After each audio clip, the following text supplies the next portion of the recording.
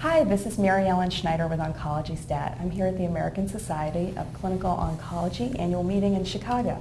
And today I am joined by Dr. Michael Gnant of the University of Vienna. He presented research findings earlier today on zoledronic acid and how it lowers the risk of breast cancer recurrence in certain populations of premenopausal women.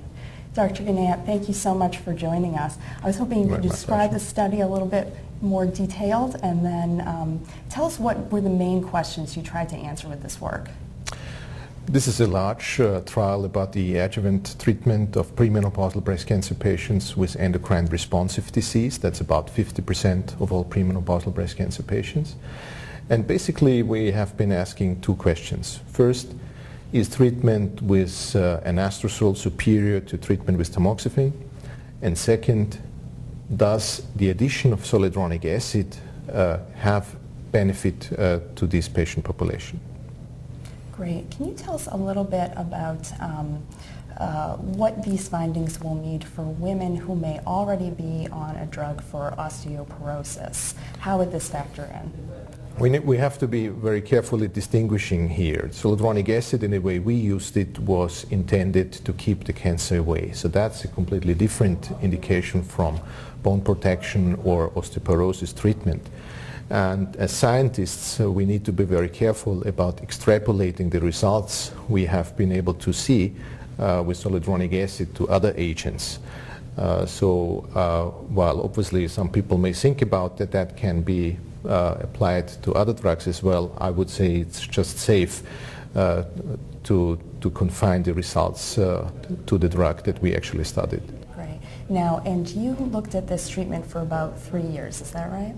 The treatment duration was 3 years. Mm-hmm. The median follow-up of our patients is now 5 years. Mm-hmm. We have been able to observe that 36% benefit and actually even a benefit in overall survival of about 40%, but that's not significant statistically as of yet. So therefore we are continuing follow-up of these patients and we hope that we'll be able to also see a significant overall survival benefit in the future. Great, so we'll stay tuned for some more results there. Yeah. Great. The other thing I wanted to ask you about is cost, since that's on everyone's mind. This is an infusion therapy. How expensive is it, and how does it stack up to the costs of other drugs in this area? You know, as a doctor and a scientist, I'm mainly concerned about efficacy, mm-hmm. not about cost. And also it's kind of difficult to answer because costs differ in different countries' healthcare system. If I understand it correctly, then the infusion of zoledronic acid is covered in most insurances and under the doctor's fees. And as a matter of principle, I would like to state that keeping the cancer away is always cost effective because the most expensive patient is a patient with relapsing disease. Terrific. Is this a standard of care in this small subset? There were some other researchers talking about how this might be an option for some of their patients. How would you like to see physicians handle that discussion with their patients about who might be appropriate? Well, I think, it's not so small a subgroup of patients. That's about 50% of all premenopausal patients, which will be 50% in some parts of the world of all breast cancer patients. And as scientists, again, we would like to limit the clinical implication of our results to what we have been observing.